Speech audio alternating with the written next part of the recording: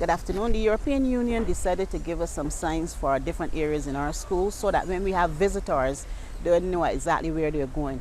So when visitors come to our school, they know exactly where the nutrition room is located because there's a specific sign. They know where the computer lab is. There's a specific sign. And those signs are in English so that all of our children can read them. But we also have those signs in Spanish and French. And as you know, Spanish is part of our primary school's timetable. The children learn Spanish at this school. And usually the Spanish teacher comes on Thursdays, all right? And the children in the junior school from class 1 to 4 will learn Spanish. So they can see those words and they can memorize them, all right? So that helps in that regard. So having those signs in the bathroom as well, they wanted to make sure that you also knew if you're a visitor or if you're a child at the school, you knew exactly where to go. Our policies have not changed. The children know exactly where they should go. All the boys know where the boys' bathroom is located and they go there. The girls know exactly where the girls' bathroom is located. They see the signs. They can read it in Spanish. They can read it in English, and they can see the label that says this is the bathroom for female students, and that's where they go. So we don't have any mix-up. So no policies have changed at the school. If you are a male and you step over the threshold by the girls' bathroom, it's a serious consequence. And they know it because the girls are going to come and complain, and then they know don't make sport at this school.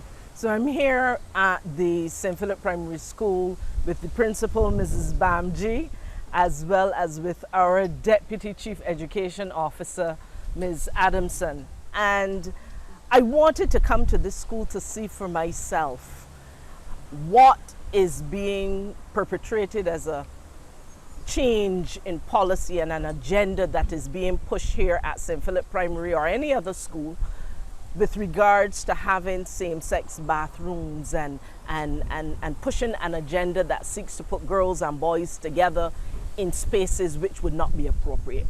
And I am here to say it's an outright lie. It is an outright lie.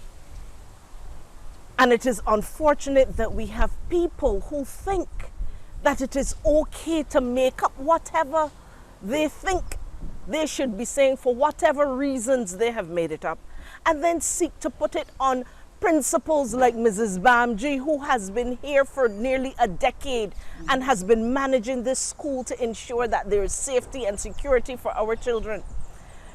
On Mrs. Adamson, who has responsibilities for schools and who has verified that at no point in time was she instructed by our ministry, by me, by the Chief Education Officer, by the Permanent Secretary, by anyone, that there was any change in policy of government as it relates to transgender and same-sex and bringing boys and girls together. I have spoken with Ms. Bhamjee myself, and Ms. Bhamjee has verified that at no point has the ministry informed her of any change of policy. There have been no meeting with parents, and in fact she has said that there have been no inquiries raised with her directly as principal, except for this morning when there was a news item. And the same parent that raised that was a parent with whom she spent time recently and did not raise it at that time until this morning.